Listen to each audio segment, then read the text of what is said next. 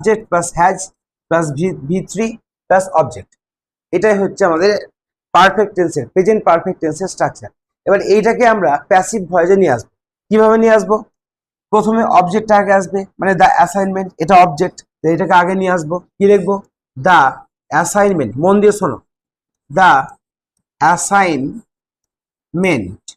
এবার এটা singular number, তাহলে হ্যাজ, সি এর জায়গায় বসলো দ্য অ্যাসাইনমেন্ট। এবার হ্যাজের জায়গায়, হ্যাজ এবং হ্যাভের জায়গায় হ্যাজ বা হ্যাভ বসবে, এখানে হ্যাজ বসবে।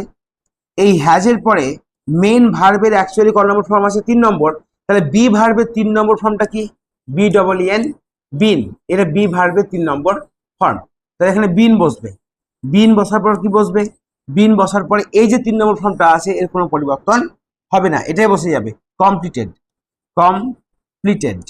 ঠিক আছে, তারপরে কি হবে? তারপরে বাই বসবে এবং তারপরে যে সাবজেক্ট আছে সিটা হয়ে যাবে হার্ট। বলো, বুঝতে পারলা কি পারলা না? প্রথমটা বুঝতে পেরেছো? হ্যাঁ, 2 নম্বর দেখো, তারা বুঝতে পারবে আরো ভালো। দেখো এখানে দে আছে সাবজেক্ট, এখানে হ্যাভ আছে, তারপরে দেখো V3 আছে,